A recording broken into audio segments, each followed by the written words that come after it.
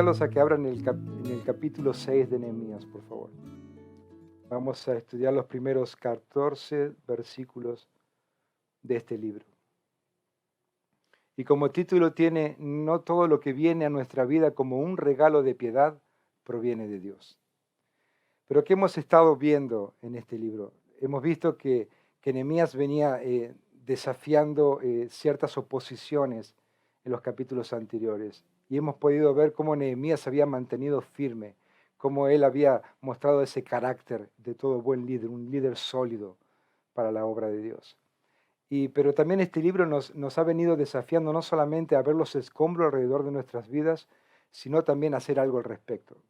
Yo creo que eso Dios busca y usa esa clase de hombres que quieran levantarse de su zona de confort y quieran edificar esos muros derrumbados que el enemigo ha tirado al piso. Y me pregunto si tú eres uno de esos hombres. A mí me encantaría que cada uno de nosotros podamos ser un poco como Nehemías, que podamos crecer espiritualmente y verdaderamente decirle al Señor, henos aquí, Señor, úsanos como a ti te parezca. Pero en los capítulos anteriores hemos visto también que, aparte de todas las oposiciones que Nehemías había encontrado, en el capítulo 5, cómo la usura se había metido dentro del mismo pueblo judío y la avaricia, el querer sacar provecho de los más pobres había tomado el lugar. Y eso estaba llevando a que la obra de Dios pudiera como detenerse por un periodo de tiempo. Sin embargo, Nehemías mostró carácter, mostró firmeza y pudo ponerle fin a eso. Y las murallas siguen en pie. La construcción se sigue dando. Y casi a terminarse esta reedificación, parece como que nada más podría venir para oponerse en esta gran obra de Dios, pero no es así. La oposición continúa. Y la oposición continúa con más intensidad. Y el objetivo ahora es letal. Quieren derrumbar al líder de Dios, cueste lo que cueste. Satanás lanza una serie de 3 ataques nuevos. Y esta vez van en contra del líder de Dios, en contra su carácter, en contra su persona. Y eso es algo muy importante que nosotros debemos siempre de recordar, de que como hijos de Dios, como hermanos en Cristo, debemos orar por nuestros líderes. Debemos orar por nuestros pastores, porque ellos van a ser atacados. Y aquí vemos en el capítulo 6 de cómo Nehemías es atacado. Y es atacado severamente. Ya no van a ser las burlas, como hemos visto en el principio del capítulo 4, ese escarnio. Tampoco van a ser esa conspiración masiva de atentar contra el pueblo de Dios, como trataron de hacerlo también. Tampoco va a ser la usura interna que vimos en el capítulo 5. Norbert nos llevó a través de eso. Ahora los ataques son personales y vienen envueltos, vienen disfrazados en diferentes paquetes de regalo, arreglados con moño, que están diseñados especialmente para Nehemías con un mensaje escrito en cada uno de ellos. De los versículos 1 al 4 vamos a ver una invitación especial y el remitente es Sanballat, Gesén y todos los demás.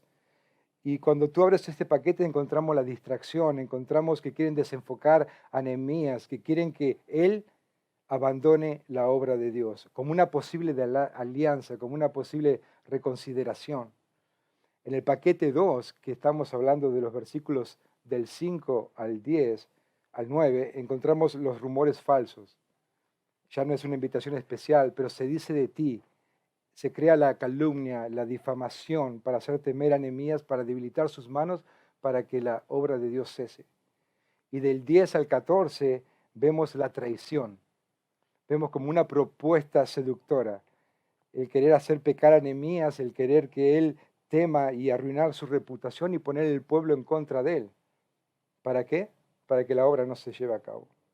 Esos son los 3 ataques que vamos a ver de Satanás. Y nosotros siempre debemos de recordar que no todo lo que viene a nuestra vida como un regalo de piedad proviene de Dios. A veces se ven muy bonitos, a veces pensamos, oh sí, esto tiene que ser de Dios lo que viene a mi vida, pero no necesariamente tiene que ser así. Tenemos que nosotros como hijos de Dios aprender a discernir qué es lo que proviene de Dios, qué es lo que proviene del mundo, qué es lo que proviene de la carne, qué es lo que proviene de otros. Nehemías era alguien, un hijo de Dios que realmente caminaba con Dios, que él oía su voz, él oraba a Dios y podemos ver constantemente como él dependía de ese Dios, de nuestro Dios. Abramos el paquete, una invitación especial. Esto se ve interesante, me imagino a Nehemías abriendo sus paquetes. ¿Qué encontramos? Una invitación especial y hay un mensaje adentro. Dice, ven, reunámonos en alguna de las aldeas en el campo de Ono. ¿Qué es lo que encontramos acá? La distracción como ataque. Quieren desenfocar al líder de Dios. Una supuesta cita de, reconsideremos esto. Sé que estuvimos un poco mal, Nehemías, anteriormente, hemos sido un poco bruscos contigo, pero, ¿por qué no nos juntamos, nos tomamos un café? Vamos a las aldeas del campo de Ono. ¿Por qué no me ayudan y leemos, damos lectura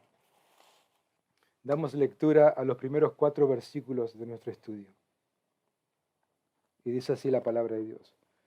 Cuando oyeron Sanbalat y Tobías y Gesén el árabe y los demás de nuestros enemigos que yo había edificado el muro y que no quedaba en él portillo, aunque hasta aquel tiempo no había puesto las hojas en las puertas, Sanbalat y Gesén enviaron a decirme, ven y reunámonos en alguna de las aldeas en el campo de Ono.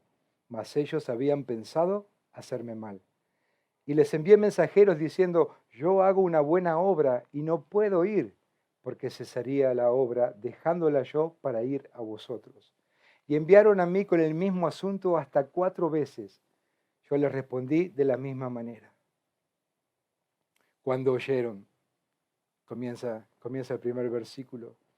Este Sanbalá, gobernador de Samaria, Tobías, este gobernador de Amón, Gesén el árabe, el caudillo ese grande de Arabia, ellos se habían puesto de acuerdo. Pero ¿cómo es que Sanbalá y sus aliados oían ciertos detalles concernientes a la reconstrucción física de estos muros de Jerusalén? La respuesta los tenemos en los versículos 17, 18 y 19 de este mismo capítulo 6. Muchos principales de Judá, muchos de estos nobles tenían una relación muy cercana, muy íntima con Tobías. Y durante los días de la reconstrucción de los muros, muchas cartas iban y muchas cartas venían. Esa era la fuente, esa era la forma por la como Tobías tenía información tan cercana y directa con los principales de Judá. Y es algo muy interesante que debemos comprender que si hay algo que el enemigo sabe hacer es infiltrarse dentro del pueblo de Dios. Y él tiene este lema que tanto conocemos, si no puedes de lejos, si no puedes de afuera, ¿sabes qué? Únete a ellos. Y eso es lo que estaba pasando en Judá. Eso es lo que estaba pasando con Tobías, con Nehemías, con todos estos enemigos que estaban involucrados. Pero yo quiero que, así como Nehemías tenía sus enemigos, yo quiero preguntarte si tú sabes quiénes son nuestros enemigos. Saben que en la Biblia nos enseñan de que para todo creyente tenemos 3 enemigos. Uno es el mundo, que quiere moldearnos a su sistema de valores, que quiere atraernos como un imán y que Juan nos dice claramente en su carta, en su primera carta, que no nos dejemos moldear por él. Se los voy a leer rápidamente. Primera de Juan 2:15 dice, no améis al mundo ni las cosas que están en el mundo. Si alguno ama al mundo, el amor del Padre no está en él. Ese es nuestro primer enemigo. Nuestro segundo enemigo es el más peligroso de todos. Nos acompaña para todos lados. No nos podemos despegar de él. Y es nuestra propia carne. Una carne que es avara, una carne que es codiciosa, que no se sacia con nada, que cuando más la alimentas, siempre tiene más, quiere más y quiere más. Esa es la carne y tenemos que tener mucho cuidado con eso. Acuérdense que cuando vimos en el capítulo 5, la avaricia había tomado lugar. Esa manera de querer sacar provecho de los más pobres. Entonces nosotros tenemos un enemigo que está constantemente resistiéndose a morir, que siempre se quiere bajar de esa cruz, no quiere tomar la cruz todos los días. Ese es nuestro segundo enemigo. Nuestro tercer enemigo es el adversario, Satanás. Y aunque él no tiene derecho legal contra los cristianos, hace algo que sí lo hace muy bien y es tirarnos dardos de fuego. Está constantemente atacándonos. Y es preciso, él siempre le da al blanco. La pregunta es cómo estamos nosotros parados para resistir esos dardos. Miren lo que dice 1 de Pedro 5:8. Sed sobrios, velad, porque vuestro adversario, el diablo, como león rugiente, anda alrededor buscando a quién hacer cosquillitas. No, a quién devorar. Ahora te puedes dar cuenta que vivimos en una constante batalla, en una guerra espiritual día a día. Por ahí te preguntas, ¿y mi esposa? No, no, ámala como Cristo amó a la iglesia, ella no es tu enemigo. Ni tu suegra, ni tus vecinos, ni tu jefe de trabajo, ni tus hermanos. No, nuestra lucha no es contra sangre y carne, sino contra principados, contra potestades, contra los gobernadores de las tinieblas de este siglo, contra huestes espirituales de la maldad en las regiones celestes, nos dice Pablo en el libro de Efesios 6:12. Y sé que hemos visto todo esto un poco en los capítulos anteriores, pero ¿sabe qué? Como dice Pablo, a mí no me molesta repetirle siempre las mismas cosas. Por lo menos a mí necesito estar recordándome todo el tiempo que no es contra las personas la guerra. No es que cuando alguien te está haciendo la vida pesada, es que esa persona tiene algo contra ti. Son esas huestes espirituales que están detrás, tratando de que tú caigas, tratando de hacerte sentir inferior. Eso es lo que quiere el enemigo. Él no simplemente quiere destruir tu vida, sino también le quiere destruir la vida de toda tu familia. Él quiere destruir todo lo que tú estás construyendo para la gloria de Dios. ¿Sabes qué? Y hay algo que a mí me agrada mucho de este líder de Dios de Nehemías, que a pesar de todas las oposiciones que él tuvo y de las que van a venir más adelante, él supo mantenerse sometido a Dios. Él supo resistir los ataques del enemigo. Miren lo que dice Santiago en el capítulo 4, versículo 7. Someteos pues a Dios, resistir al diablo y huirá de vosotros. Eso es lo que nosotros debemos hacer. Nosotros debemos estar sometidos a Dios, así como Nehemías lo hacía. ¿Y sabes qué va a pasar? Vamos a poder resistir los ataques del enemigo y él ahí va a tirar la toalla de rendición, porque no va a poder hacer nada. Pero lamentablemente uno de los problemas más grandes del cristiano es que nosotros nos rendimos y no perseveramos como el enemigo lo hace. Y nos rendimos antes de que él lo haga. Pero nosotros debemos estar sometidos a Dios así como Nehemías. También en el capítulo 4, Javier nos había hablado de la importancia de nosotros como iglesia, como cuerpo de Cristo, trabajar juntos, trabajar unánimes, en el mismo sentido, en el mismo sentir en la obra de Dios. Y así como, y de esa manera es como estaba trabajando Sanballat, Tobías, Gesén, el árabe y los demás de los enemigos. Ellos también se unían, pero no estaban unidos para aportar en la obra de Dios, sino para hacer oposición, para tratar de desbaratar lo que Dios estaba haciendo con ellos. Pero ¿cuántos más nosotros debemos de trabajar unidos edificando para la gloria de Dios? La Biblia nos llama a la unidad, que juntos edifiquemos, que juntos nos levantemos, que juntos hagamos algo con esos escombros en nuestras vidas, en la vida de nuestras familias, en la vida de nuestro alrededor donde Dios nos ha colocado, que hagamos algo. Saben, nuestro enemigo también a nosotros nos envía constantemente una invitación especial, así como se la envió a Nehemías. Y esa tentación es la famosa distracción, que tan a menudo llega a nuestras vidas. Y es fácil que nos distraigamos. Si no estamos bien firmes en la visión que Dios nos ha dado, vamos a ser seducidos y vamos a ser tentados en la distracción. Y te pregunto, ¿qué es lo que te está distrayendo algo? ¿Hay algo que te está apartando de orar como lo hacías antes? ¿Hay alguna distracción que te está impidiendo que leas la palabra de Dios como en un principio lo hacías? ¿Qué es lo que está distrayéndote que no tienes ya ese deseo de congregarte como antes lo hacías? Debemos tener cuidado. Debemos nosotros, como Nehemías, saber poner nuestras prioridades en orden. Fíjese en lo que dice Pablo en el libro de Colosenses, los primeros 3 versículos. Si pues habéis resucitado con Cristo, buscad las cosas de arriba, donde está Cristo sentado a la diestra de Dios. Poned la mira en las cosas de arriba, no en las de la tierra, porque habéis muerto y vuestra vida está escondida con Cristo Jesús. Nosotros tenemos que tener nuestra mirada puesta en el Señor. En el versículo 2 vemos que dice, Sanballat y Gesén enviaron a decirme, ven y reunámonos en alguna de las aldeas en el campo de Ono. Mas ellos habían pensado hacerme mal, dice Nehemías. Nehemías había discernido que estos hombres, que estos enemigos no tenían realmente buenas intenciones en nada. Estos adversarios lo invitan en un terreno neutral, en uno de los campos de Ono que estaban a unos 30 kilómetros más o menos de Jerusalén, ubicado en el territorio de Benjamín. Pero ellos querían sacarlo verdaderamente de donde Nehemías debía estar.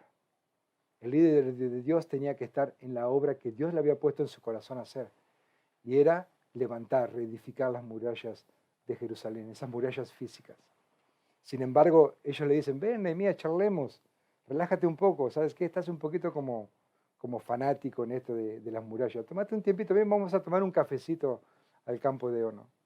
Pero Nehemías puede darse cuenta de que esto era algo que querían hacerle mal.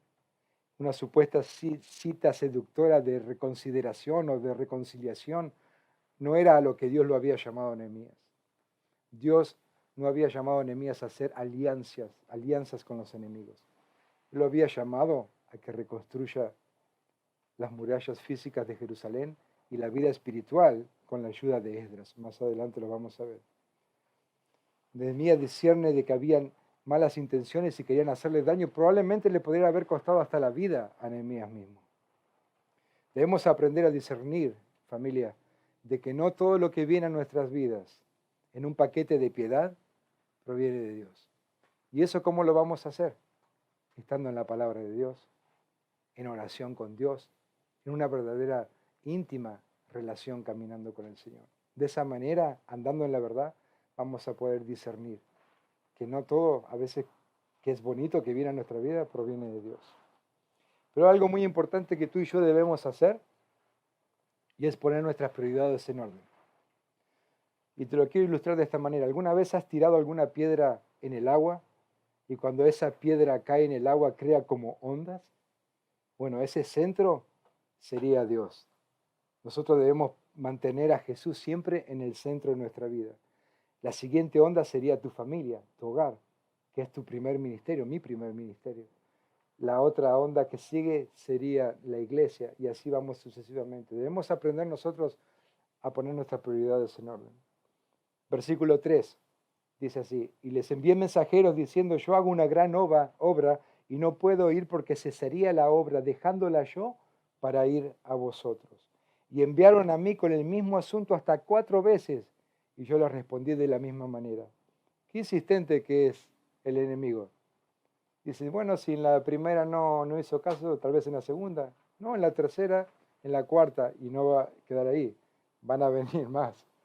Pero Nehemías responde de esta manera, yo hago una gran obra. Y saben, esta palabra en el original, Gadol, significa grande en todo sentido. Puede ser grande en tamaño, puede ser grande en excelencia, puede ser grandioso en tiempo, puede ser grande en sonido. Algo que sería imposible de no oír. Tan grande, tan impresionante que maravilla. ¿Y saben qué? Pero me pregunto por qué Nehemías puede definir esta obra de reconstrucción de unas murallas de piedras como una gran obra. Primeramente porque es la obra de Dios. Segundo porque es lo que Dios le ha mandado a hacer a él. Y también es una gran obra porque Jerusalén es la ciudad donde Dios decidió hacer habitar allí su nombre. Eso lo vimos en el capítulo 1, ¿recuerdan? Y las murallas derrumbadas no estaban trayendo gloria al nombre de Dios.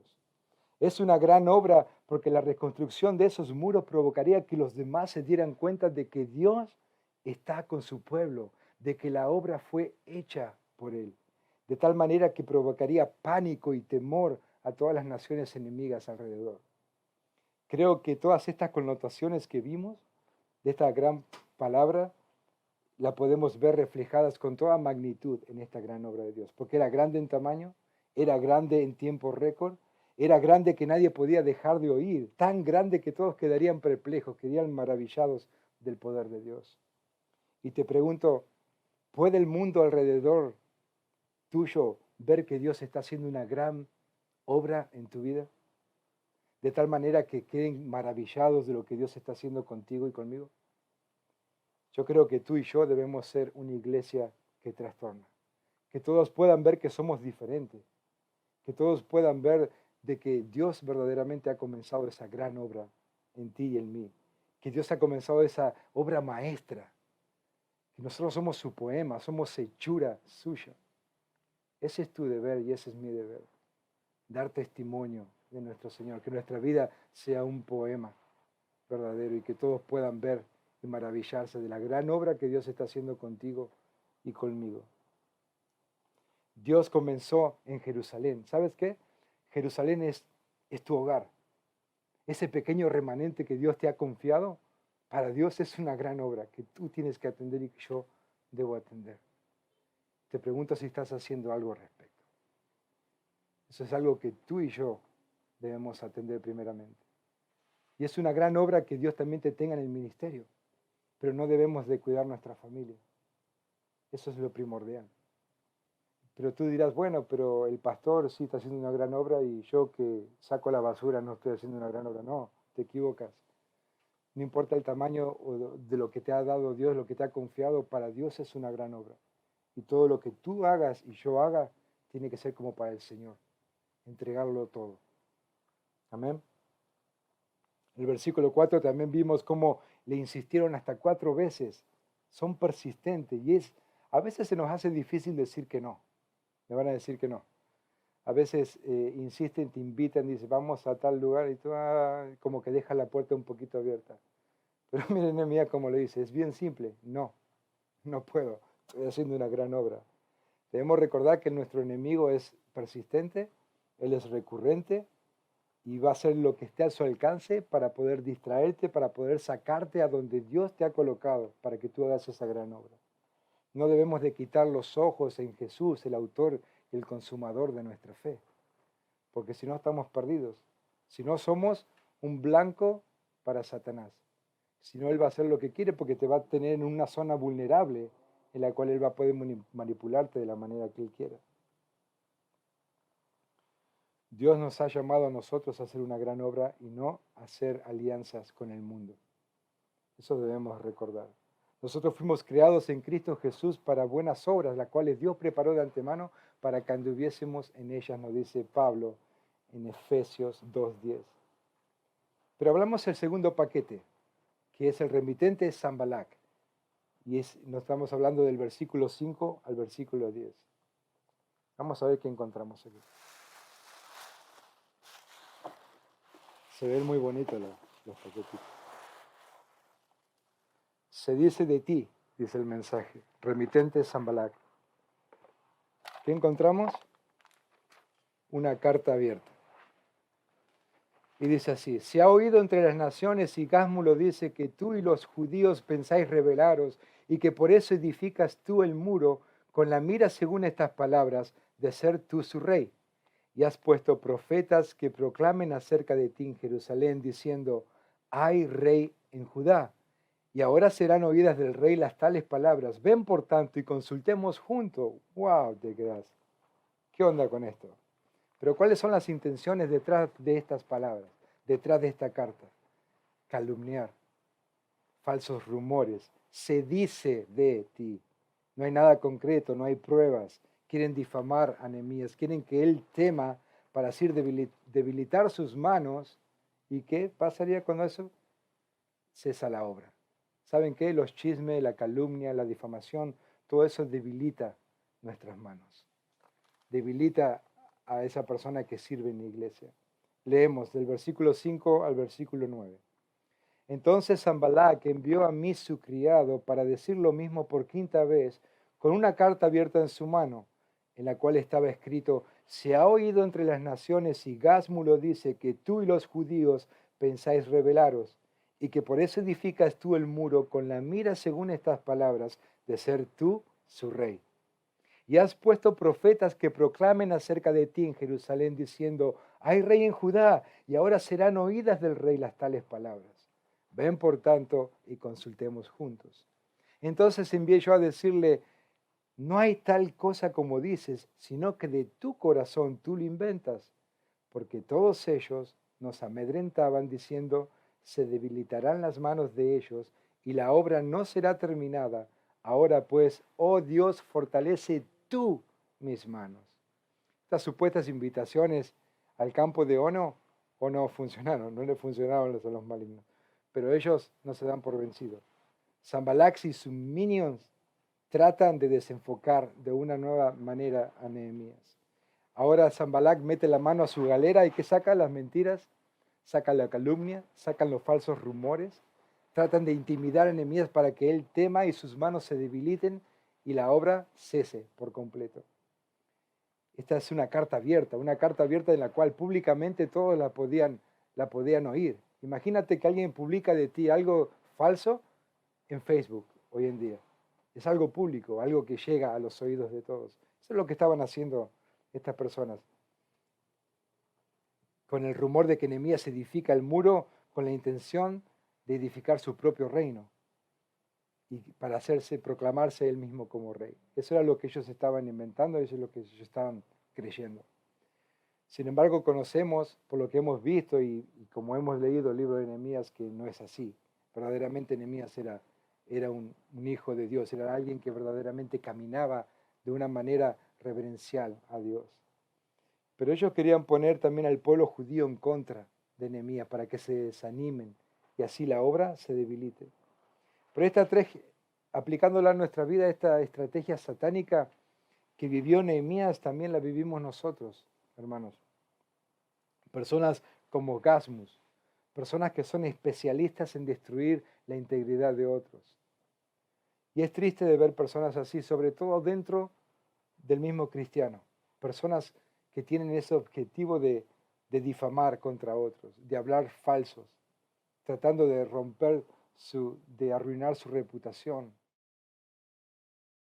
con intenciones de celos, de envidia, de la maldad o perversidad del corazón de la otra persona, o porque no le parece, porque Dios lo ha llamado a hacer otra obra.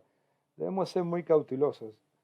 Saben que en el Proverbio 6:16 hay 6 cosas que aborrece Jehová, y aún 7 abomina su alma. Y es esto: los ojos altivos, la lengua mentirosa, las manos derramadoras de sangre inocente, el corazón que maquina pensamientos inicuos, los pies presurosos para correr al mal, el testigo falso que habla mentiras y el que siembra discordia entre hermanos. Repito las últimas dos: el testigo falso que habla mentiras y el que siembra discordia entre hermanos. Yo creo que nosotros debemos ser cautelosos en lo que hablamos de los demás.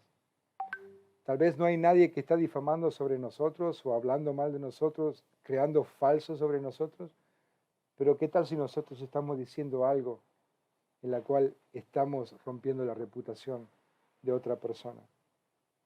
Pablo en Efesios 4:29 nos dice que ninguna palabra corrompida salga de vuestra boca, sino la que sea buena para la necesaria edificación a fin de dar gracia a los oyentes. Debemos ser cautelosos. Lo que más me duele es la falta de unión que hay en el cuerpo de Cristo. Cuando la palabra misma nos llama a la unidad, a que trabajemos juntos, a que edifiquemos juntos como un cuerpo. Yo te necesito a ti, tú me necesitas a ti, a mí. Necesitamos trabajar unidos.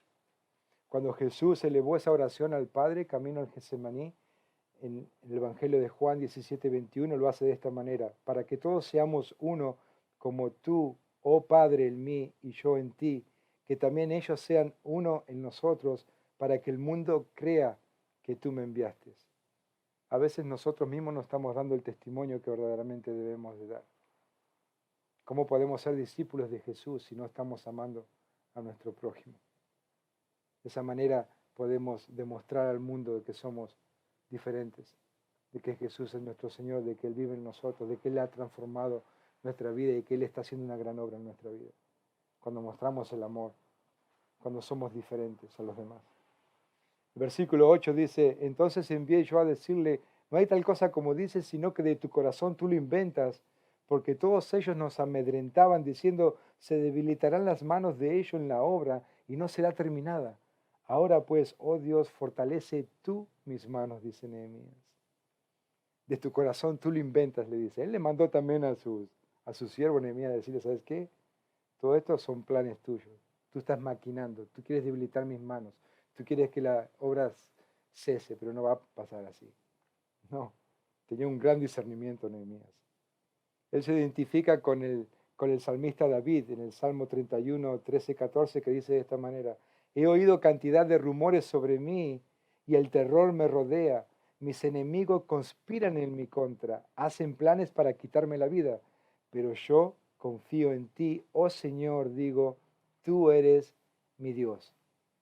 La confianza de Nehemías en su Dios es tan grande que no importando las circunstancias que él está pasando, él acude a Dios todo el tiempo. Señor, está pasando esto. Señor, él no pide, Señor, quítame de aquí. Señor, mira lo que me están haciendo.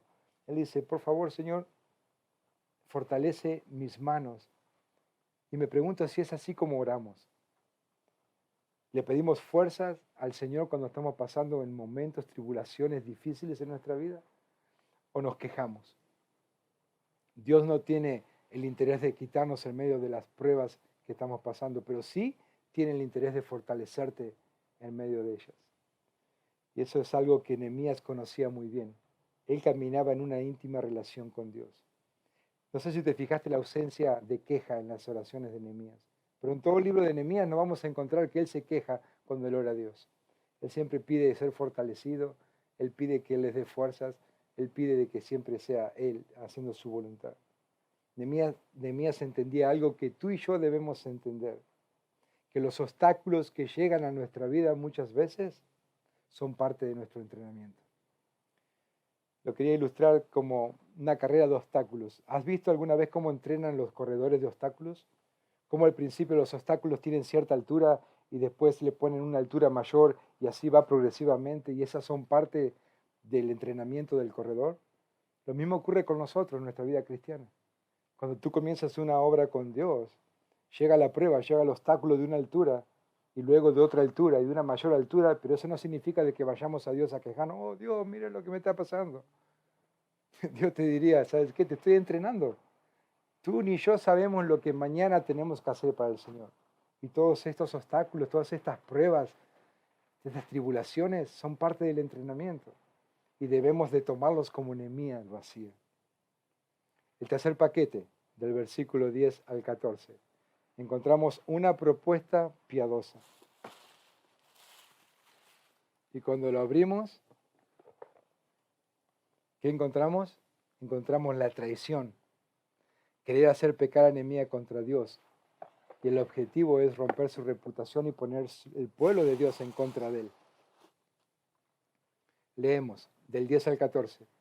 Vine luego a casa de Semaías, hijo de Delaía, hijo de Mehetabel, porque él estaba encerrado, el cual me dijo, reunámonos en la casa de Dios dentro del templo y cerremos las puertas del templo porque vienen para matarte. Sí, esta noche vendrán a matarte. Entonces dije, ¿un hombre como yo ha de huir? ¿Y quién que fuera como yo entraría al templo para salvarse la vida? No entraré. Y entendí que Dios no lo había enviado, sino que hablaba aquella profecía contra mí porque Tobías y Sanballat lo habían sobornado. Porque fue sobornado para hacerme temer así y que pecase y le sirviera de mal nombre con que fuera yo infamado. Acuérdate, Dios mío, de Tobías y de Sanballat conforme a estas cosas que hicieron. También acuérdate de Nodaías, profetisa, y de los otros profetas que procuraban infundirme miedo. ¿Saben? Nehemías no tuvo el apoyo total del pueblo de Dios dentro de Jerusalén. Este tercer ataque es una traición interna, dentro del mismo vínculo íntimo de Nehemías. Ellos querían poner al pueblo de Dios en contra de Nehemías. Ellos querían romper su reputación. Pero ¿qué es la traición? La traición es una persona que engaña o hace daño a alguien que ha depositado en ella su confianza o que viola la lealtad y fidelidad de la persona. El ejemplo más infame que nosotros hallamos en la Biblia es el de Judas Iscariote, aquel que traicionó a Jesús. Este Semaías que era hijo de un sacerdote, era un cuadro de Judas, el traidor. Y es triste, pero a veces dentro de la misma iglesia vamos a encontrar personas así, personas que te pegan una puñalada detrás. Nehemías visita a este tal Semaías que estaba recluido en una casa y parece como que el consejo es bueno, ¿no? Porque le dice, ven, reunámonos dentro del templo de Dios. Fíjate lo que dice Proverbios capítulo 11, versículo 14. Donde no hay buen consejo, el pueblo cae, pero en la abundancia de consejeros está la victoria. Pero debemos de ser precavidos, porque por más que el consejo parezca bueno, si no es bíblico, entonces no es correcto. Si no va con la palabra de Dios, entonces no proviene de Dios. Semaías invita a Nehemías a esconderse dentro del templo de Dios para evitar que lo matasen. Tal vez dirás, bueno, pero ¿qué tiene de malo, no? Parece piadoso el consejo, estoy dentro de la casa de Dios, ¿quién no quisiera estar ahí? Pero primeramente, Nehemías era un gobernador civil, Él no tenía derecho a entrar dentro del templo, solamente los sacerdotes podían hacer. Si Nehemías lo hacía, él profanaría el lugar santo y Nehemías caería en juicio de Dios. Cuando Jehová habló a Aarón acerca del sacerdocio y a sus hijos, fue bien específico. En el libro de Números 18:7 lo dice de esta manera: mas tú y tus hijos contigo guardaréis vuestro sacerdocio en todo lo relacionado con el altar y del velo adentro, y ministraréis. Yo os he dado el don del servicio de vuestro sacerdocio, y el extraño que se acercare morirá. ¿Saben qué? Nehemías no quería padecer como lo hizo Usías, ese rey que se había enaltecido en su corazón y entró al templo y quiso encender el calendario y le dio lepra y murió. Pero el enemigo, si no va a poder destruirte de afuera, debemos tener cuidado porque él lo puede hacer desde adentro. Y lo más triste es que él siempre consigue aliados dentro de la misma iglesia. Pero Nehemías conocía la palabra de Dios. Nehemías oraba a Dios. Nehemías podía discernir qué era lo que provenía de Dios y lo que no. Eso es lo que tú y yo debemos hacer. Un hombre como yo ha de huir, dice Nehemías. Podemos ver la valentía de él, ¿no? ¿Y quién que fuera como yo entraría al templo para salvarse la vida? No entraré. Y entendí que Dios no lo había enviado, sino que hablaba aquella profecía contra mí porque Tobías y Sanballat lo habían sobornado. El soborno no es de ahora, ya viene de mucho tiempo. ¿Pero qué querían hacer? Hacerle temer. ¿Para qué? Para que pecase contra Dios y así le sirviera de mal nombre. El temor puede llevarnos por dos caminos. O nos va a acercar a Dios confiando en Él, o vamos a huir de Dios y de la voluntad de Dios. Nehemías, como él caminaba con Dios, él hace la voluntad de Dios. Y esto debemos aprender y no debemos sorprendernos si aquellos que están muy allegados a nosotros nos traicionan. De que dentro de nuestro propio vínculo puede haber un cuadro de Judas Iscariote, un traidor. Tenemos que conocer la palabra de Dios y discernir los espíritus. Fíjate lo que dice Juan en su primera carta, capítulo 4, versículo 1. Amados, no creáis a todo espíritu, sino probad los espíritus para ver si son de Dios, porque muchos falsos profetas han salido por el mundo. Caminando con Dios, en oración con Dios, haciendo la voluntad de Dios, es andar en la verdad. Y andando en la verdad vamos a poder discernir los espíritus, así como Nehemías. Pero ¿qué podemos aprender en estos 14 versículos que vimos el día de hoy? Primero, que el diablo no descansa, que él es persistente, que él no duerme, que él es como Las Vegas, no descansa. Él es recurrente y tenaz. Y que si tú piensas de que estás terminando una obra, yo te digo que te prepares, porque el ataque va a ser más severo y el ataque va a venir contra ti. Segundo, debemos recordar de que no todo lo que viene a nuestra vida en un regalo de piedad, como estos que le ofrecieron a Nehemías, provienen de Dios. Y debemos de mantener nuestras prioridades en línea, nuestra visión, no ser desenfocados, para que no podamos ser esa presa fácil para el enemigo. 3, el enemigo tratará de destruir tu reputación, él tratará de destruir tu carácter y él va a atacar al líder. Te pregunto si tú y yo estamos orando por nuestro pastor. Eso es algo que debemos de hacer. En el libro de Tesalonicenses lo dice Pablo bien explícitamente en 3 palabras: orad por nosotros. Eso es algo que debemos hacer. 4, Nehemías estaba haciendo una gran obra. Te pregunto, ¿cuál es la gran obra que tú estás haciendo? Todo lo que Dios nos haya encomendado a hacer, no importando el tamaño, es una gran obra para Dios. Y es algo que tú debes atender y yo debo atender.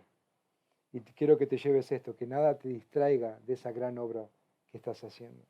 5, debemos ser muy cuidadosos de los que hablamos de los demás, que no nos convirtamos en un gasmo, especialistas en destruir la reputación de otros, hablando blasfemias, difamando de otras personas con falsos rumores. 6, Nehemías entendía algo que tú y yo debemos entender. Los obstáculos, las pruebas que llegan a nuestra vida son parte de nuestro entrenamiento. Van a ser parte de nuestro crecimiento espiritual. Y 7, no te sorprendas si aquellos más allegados a ti te traicionan.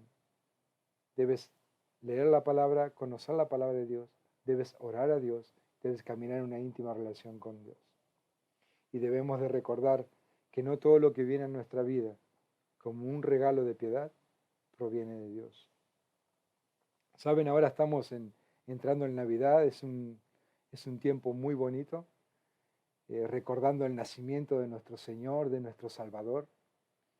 Y así vemos al mundo y Satanás que ofrecen toda clase de regalos envueltos con tentaciones. Cuando lo abres encuentras que están llenas de placeres temporales, cosas que nos sacian nuestra carne.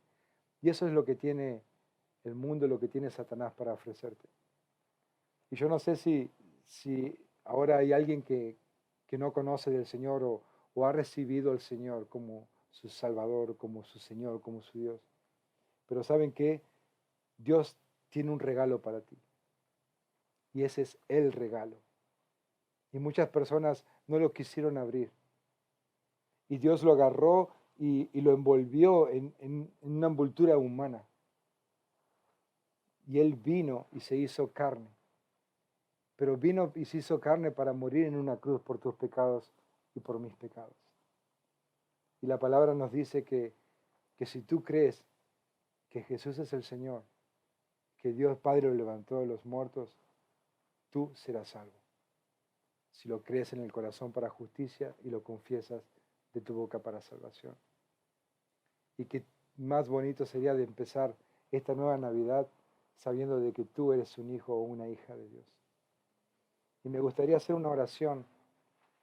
Si Dios te está trayendo convencimiento en tu vida de que debes hacer esto, de que debes arreglar las cuentas con Él, debes recordar de que Jesús es el regalo. Es ese regalo que cuando tú lo abres, tienes la vida eterna. Cuando tú abres, tus cuentas están saldadas. Él perdona todos tus pecados. ¿Por qué no hacemos una oración y terminamos el estudio de esta manera? Dile así: Padre Santo, te pido perdón por una vida sin ti. Te pido perdón por pecar contra ti. Confieso que soy un pecador, una pecadora y me arrepiento, Señor. Creo en Cristo Jesús como mi Señor y mi Salvador y le recibo en mi corazón. Oh Espíritu Santo, ven a mi vida, lléname y enséñame a vivir de una manera que a ti te agrada. Y te doy gracias en el nombre de Cristo Jesús. Amén. Si hiciste oración, esa oración, eres un hijo o una hija de Dios. Hermanos, familia, que Dios los bendiga, que pasen una hermosa Navidad. Bendiciones para todos.